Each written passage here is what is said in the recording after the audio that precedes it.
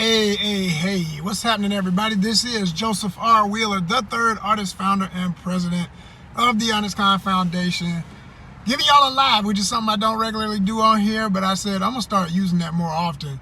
And I wanted to talk to y'all about something that has happened in the last few days that's incredibly relevant, especially to all my friends who are in the film business like myself in the Atlanta area or anywhere else in Los Angeles and New York. It doesn't matter where you are. If you're tied in with the film business from the unionized side of the film business, meaning in Hollywood there are multiple unions.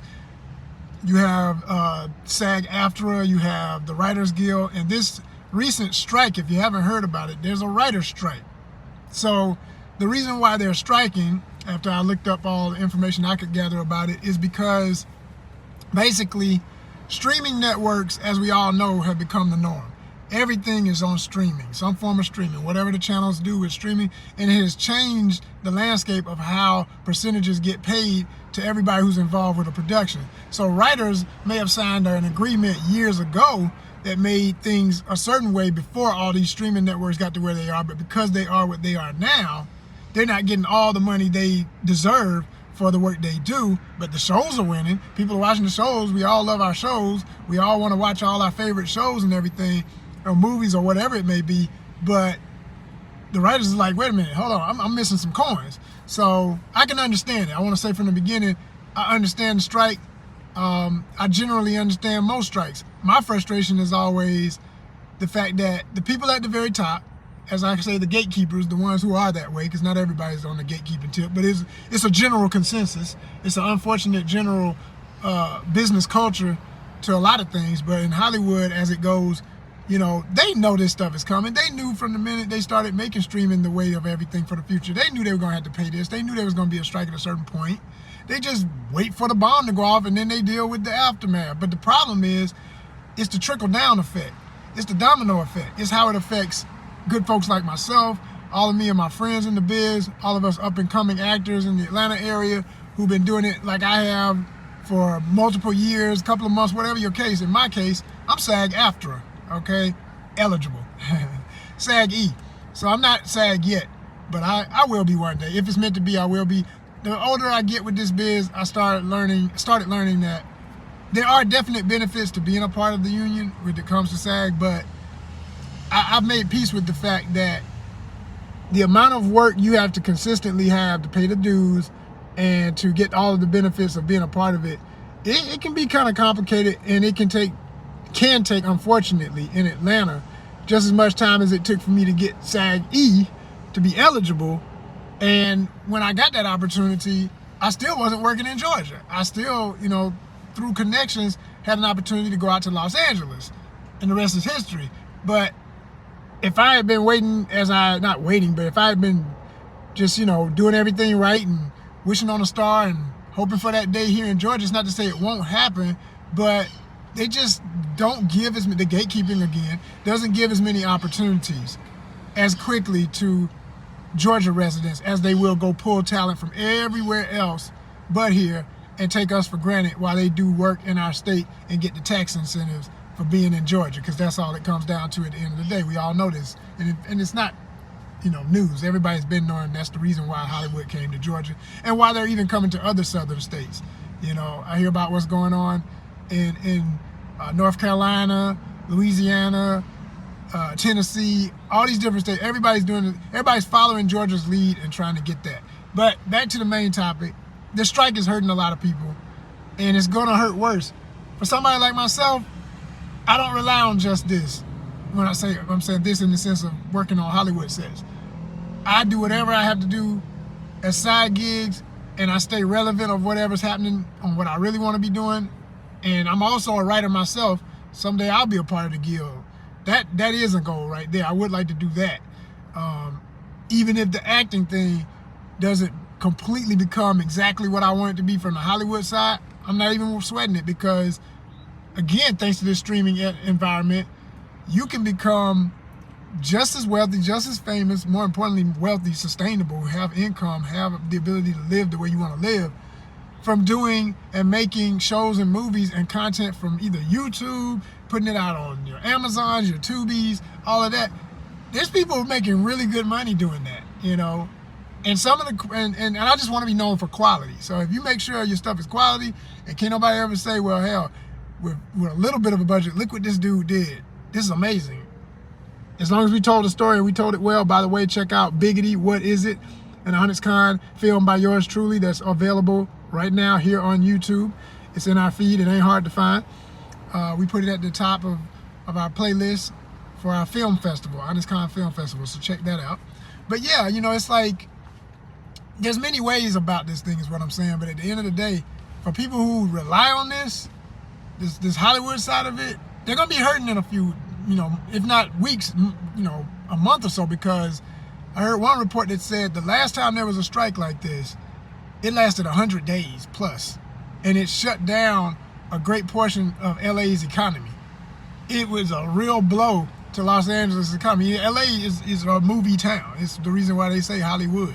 It's for real. So imagine what that's going to do this time around, now that you got Atlanta, Georgia, and all of the state of Georgia involved, literally all the state, because they shoot all over the state. And you got other areas, other states and everything. This is really going to be critical. So my advice to all my friends and anybody who doesn't know me, you know, who checks out this channel and is interested or part of the film biz, yo, I hope you got your side hustles together, because, you know, it's interesting. I've been doing, I don't name the name of the company because they're not doing us any direct favors, so I don't mind hinting at who I'm talking about. But if you're a dashing individual, you know, if you want to do some dashing here, I'll do it like this. Y'all know what I'm talking about, but I'm gonna do it like this.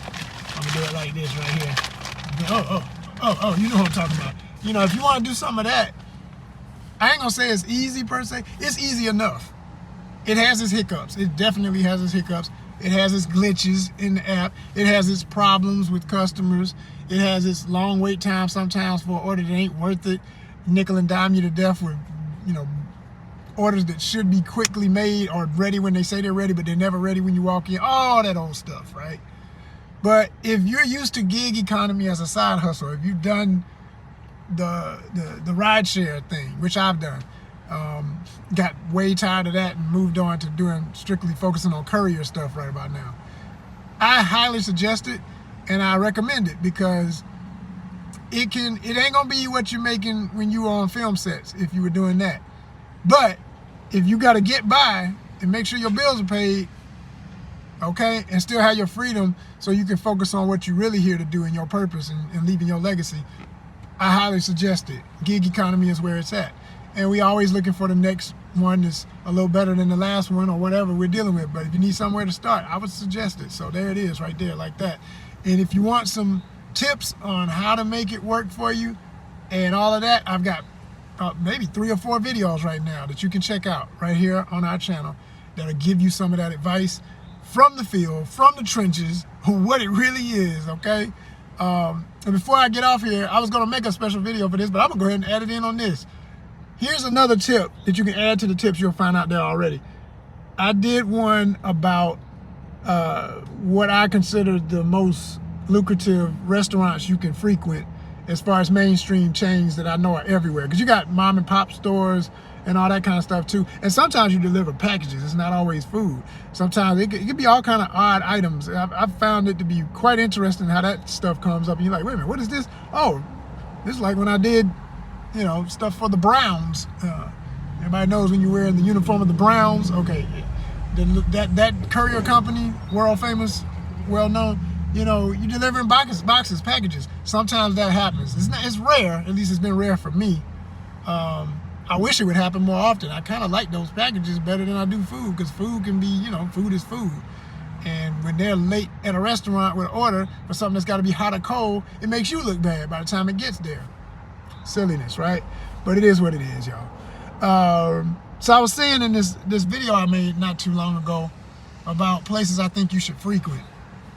And I said, I used, you know, sci-fi lingo for some of it. I said, and just, you know, I said, hang out with Jabba from Star Wars, you know, because he's a Hutt, okay? And he likes pizza, all right? You get what I'm saying? Yeah. So, you know, you hang out with the Hutts, but the Hutts ain't really in my area anyway. I go in a lot of zones, but the main area I focus on, they're not the most popular. I say the most popular his old papa. Yeah. Shout out to the Padres. Okay, San Diego Padres. Y'all feeling what I'm saying here? Okay, hang out with your papa. You know, he's cool. His first name is John. You feel what I'm saying? Yeah, that's been pretty good for me. It's been the best because typically the culture of America when it comes to pizza, all the way back to when I was a kid, is, you know, you order a pizza, you get a pizza man a tip. That's just general respect. Pizza lady, pizza man at the door, give them a tip. Don't be coming to the door just taking a pizza. Ooh, what a butthole you are not to give nobody a tip, right? That's just not cool. So people kind of know that kind of weighs on their mind psychologically, and they just naturally want to give you a tip. It's so cool like that. You'll get tips most of the time. And because it's through the app, you don't have to worry about cash, you know. Now, sometimes people still will give you cash. And there's one of the big issues I have with the app is they allow this thing where you can do a total cash order. Now, the first couple of times it's happened to me, because it's rare, it doesn't happen a lot, but when it does happen, the money will be good. It'll be just what you want to finish out a dashing period of time, because you have these time blocks that you set, okay? You'll say, I'm doing it for this hour to this hour or whatever. And once you've done enough orders, you can do it as long as you want. And when you first start, you can only do like a couple of hours, 3 hours, depending on availability. And I mean, not availability, but availability of orders in the area. But once you get to a point where you've done as many as I've done, you know, you get over that 100 mark of deliveries, you can pretty much set your own schedule. You can go anytime you want. You can put on anytime you want, and they'll find you well, I ain't gonna say they'll always find you work, because sometimes it's just slow. I don't care what they be talking that stuff. We're looking for orders in your area. You're one of our top people. We're gonna find you something. Yeah, it's just slow around here, and y'all don't want to admit it. It can be like that, right? But when it's popping, y'all, when it's popping, it's popping. And when you get these cash orders, what I've learned is there's one trick to it. First, I would say this. First, there's the dangers of it. I never liked it because most people who want this, there's two types. It's either really wealthy people who just still like to deal in cash. You get to their house, a nice house, everything, whatever. Or it's people who are less having, and I ain't casting some always bad net over people who have less, but I'm saying in less areas you got more crime. So you got this element. Like, I went to a house one time, these folk, man, I thought they were about to, they weren't mad at me, but they were about to go at it with each other because somebody was supposed to give somebody $5 and somebody didn't have their money, and they all supposed to be chipping in and get this piece. I'm just like, oh my gosh. Like, I'm ready to throw up my hands and just be like, whatever, man. I'll take whatever y'all have and we'll be done with it, because I ain't about to try and be here when y'all start scrapping in the yard or shooting at each other. Like, it's crazy, you know, stupid stuff. So it didn't get that bad, but I promise you the energy was there. It could have popped off. It was ridiculous. And yeah, they was like, I told you I ain't trying to hear it. I'll whoop your, yeah, so you can imagine. Anyway, so you got to deal with that possibility. I haven't had something that bad since. And I told the dashing people, don't you ever send me out like that. I know y'all don't care. Y'all billionaires, and y'all just put people out in the field and hope they make it home safe. Look, you record everything when we complain, and do complain. Don't ever think that your complaints, even though you're talking to these billionaire companies with call centers overseas, they record everything. And what I do as a smart investor in my own life and in my integrity and in my safety, I say when I get on there, I say, I know this is all being recorded, and I just want you to understand who you're dealing with. I'm a somebody. I'm not a nobody, and I ain't going out for nobody's burger. You know, like, no, it's not happening. So you need to be protecting your people, because you hear the weird reports of all kind of insane stuff happening with people working gig economy and folk getting killed and worse.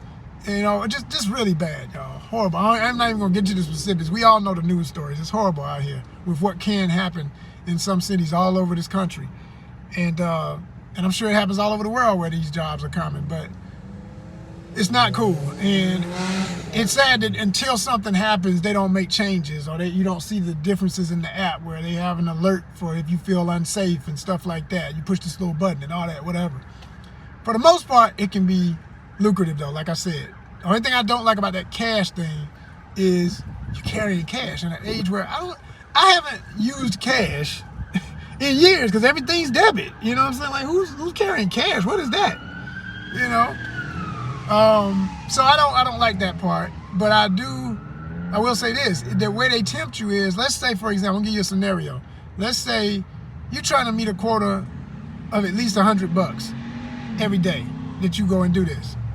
At least. That's what most of us at least need. You add that up. Okay, if you do it 5 times a week, that's $500. You do it 7 times a week, that's $700. It ain't a lot, but hell, I tell you what, depending on what your situation is, it might be able to cover your individual bills, right? So you're in a tight because you like, man, I got about an hour left on this dashing period, right? And I only got $70.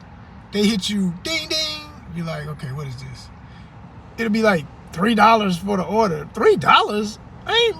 Man, my gas my gas tank is $3 per gallon. What are you talking about? $3? Then you realize it'll flash. That's the amount we're going to give you just for the order. That's just in the app. But then this customer's going to pay you cash, and they'll give you that amount, and they'll say exactly where it is. Let's say, for instance, it's $43.50. You're like, dang, man, woo, that's just what I need right now. That's going to put me over my quota. I'm at 70. I'm going to get a little more than 100. Yeah. Of course you're going to want to do it, right? That's the ones that work out, as long as when you get there's no drama, whatever, right? No headache. But here's how they get you, when they get you hooked on that. And this is the major tip. Do not, in my opinion, you can do what you want to do. Everybody got to make their own choices, right? But do not get caught up like I did one time where I just started for the day. And let's say I only had $20 that I made so far, right?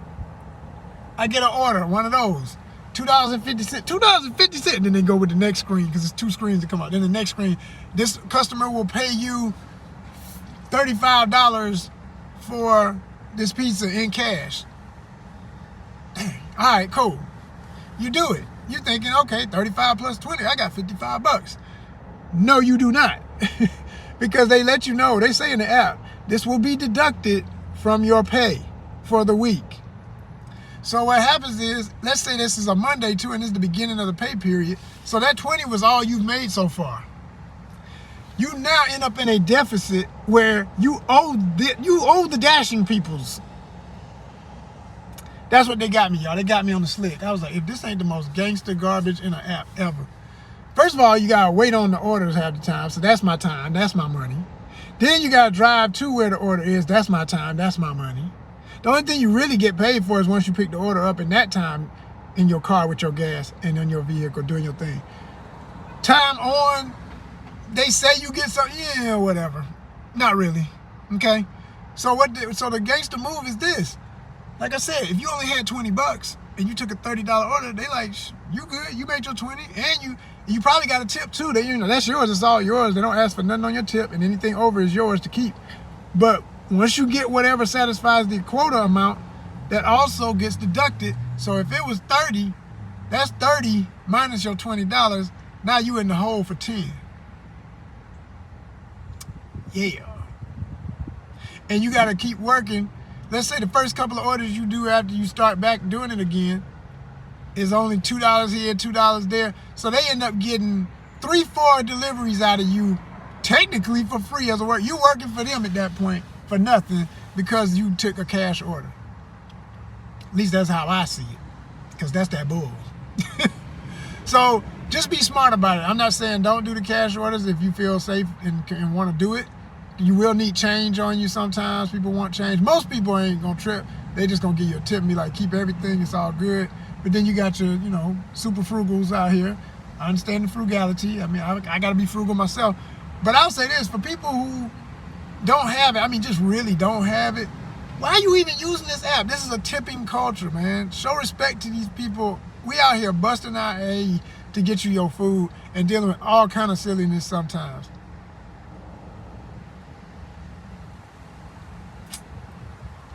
All right, my signal started tripping. It was doing just fine, but okay, y'all, I'm gonna go ahead and wrap this one up because my signal started getting funny on me. But hope y'all learned something, and like I say, stay safe out here, y'all, and everybody do what you gotta do in this art life to survive. Peace, and live that ONYXCON lifestyle. Salute. Art life.